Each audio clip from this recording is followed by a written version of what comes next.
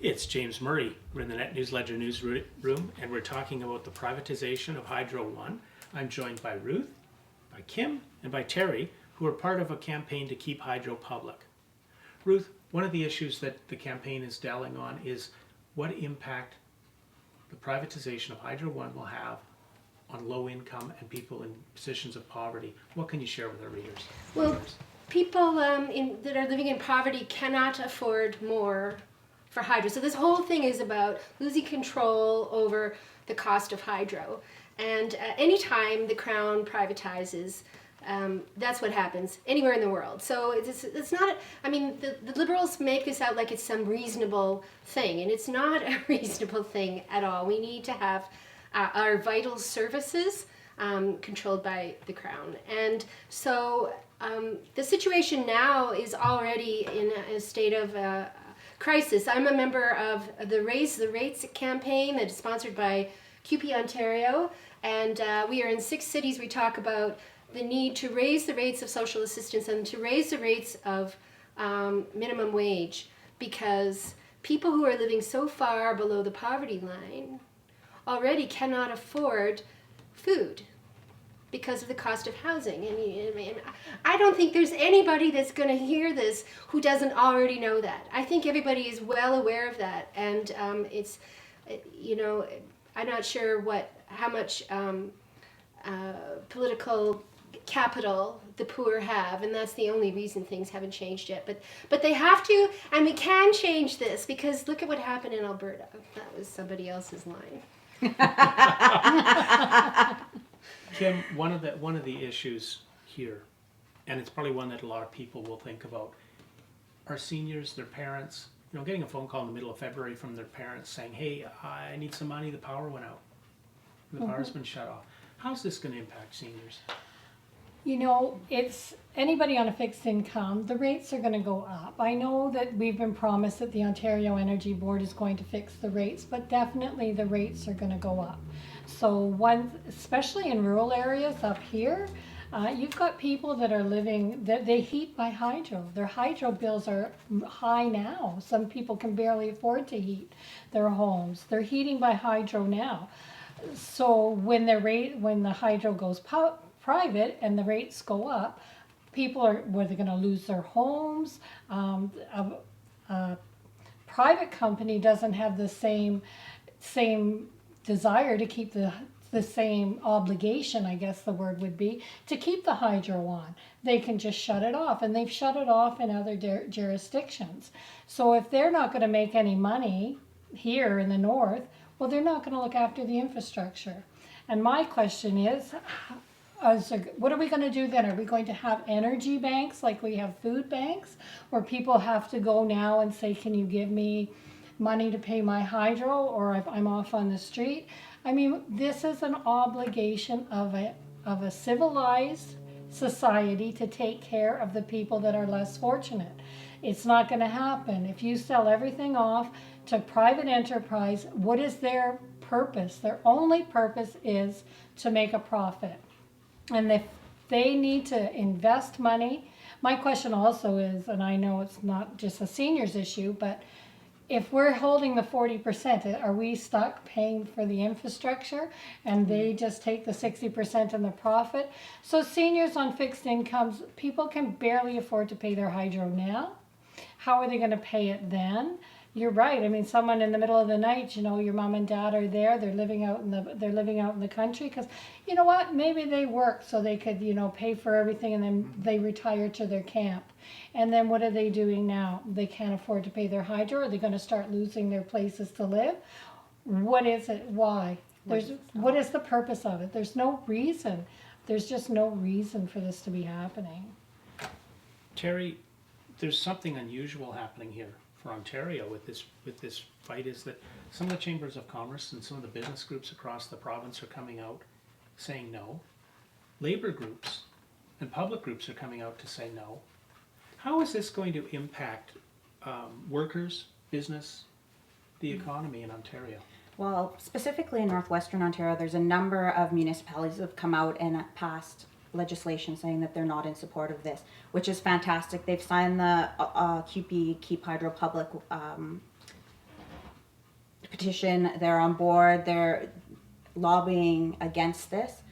And the reason is that a lot of our small businesses will be seriously affected by this. Already, lots of the small businesses kind of run on the line, don't make a lot of profit, and if hydro rates go up, it's going to shut down a lot of our small businesses, and it's going to impact our communities significantly. We saw that across northwestern Ontario in the forest sector. Oh, definitely. Rates on, and then there was a huge lobby effort to lower the rates for energy because energy is such a cost. And now in Ontario, as we look at the Ring of Fire, that's powered by power. Yes. You know, that's a huge issue in the north is energy, and this issue in the north is critical, especially if you look at some of the northern communities.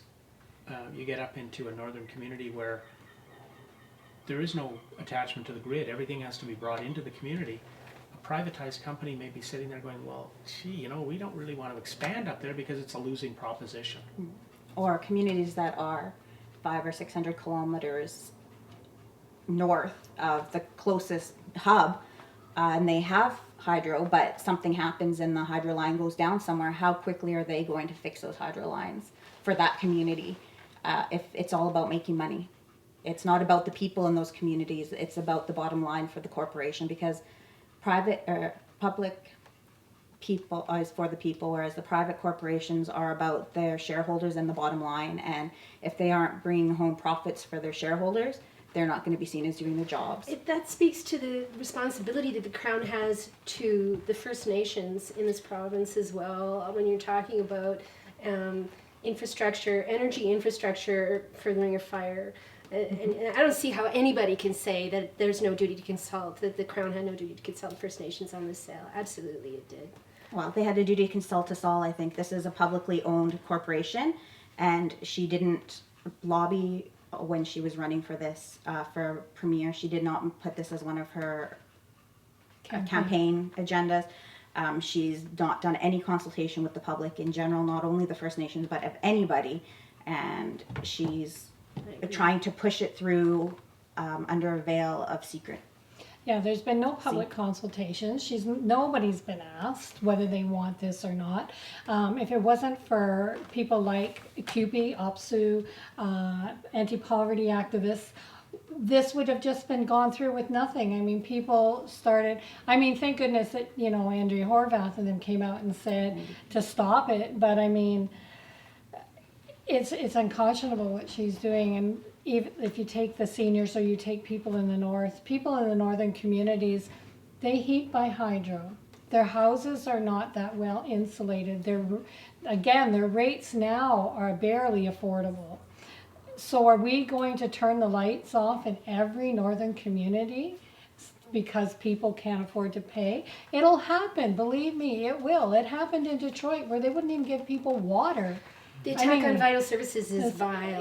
It's water. You can't live without water. You have to have the right to water, despite what the CEO of Nestle says. But you need to have water to live. You need electricity. Unfortunately, we don't all have solar panels on our homes. I mean, look at the rents here. Some places they rent. You have to pay high rent, and then you have to pay more for your hydro. How is that even a good business decision? I don't get it. For a small business or big business in Ontario, having all of your income taken to your rent, your hydro, you've got less to spend in businesses. The businesses have still got to keep the lights on. They've still got to keep, the grocery stores have a huge hydro bill because of the refrigeration and the freezers. So they're going to have higher costs. Less employees. And less money in the economy to flow through their businesses. And less employees. So then you start getting unemployment going up because people can't afford to pay their employees. I don't know where the Ontario Energy Board is on this. I mean, they like a good business model, right? I mean, and we the Low Income Energy Network was lobbying the OEB for years now for a separate rate for low-income consumers, because they did that in Colorado, and what they found was that when they had a reduced rate for people on a fixed income who had a low income, that people paid the bill, and they didn't have their hydro cut off, so they didn't have these reconnection charges. And so the utility companies they ended up better off. It was a good business model. So I mean, there are solutions, and we can fight this. We can change this. We absolutely can. We can do it again. Yeah. But we have to do it now, because if she does the initial offering and the first piece sells, we can't get it back. Yeah, So what- here in Thunder Bay, where the campaign is based, is there a Facebook page? Yes, there is. There's Facebook. It's Keep Hydro Public, Thunder Bay. Nice picture of the sleeping giant behind it. Come on there, take a look. We post our events. Just come on, like it. Just hit like, and you'll find out when all our events are going to be on. The meeting's tomorrow. And we have a meeting tomorrow night at 6:30. Is it tomorrow night? 6:30 at Alloy Drive. Alloy Drive, the Alloy- Woodgate Building. The the Woodgate Woodgate building, Building yes. at the PSAC office. That's the Public Service Alliance of Canada 3224. office. Yeah, and come up, join us if you have any ideas. If you have some energy, that's great too. Just so that we can get this thing going. We have, and our rally is coming up September the 10th. So there's lots coming up. Stay tuned is all I can say. I'm James in the NetNewsLedger News Studio. Yay!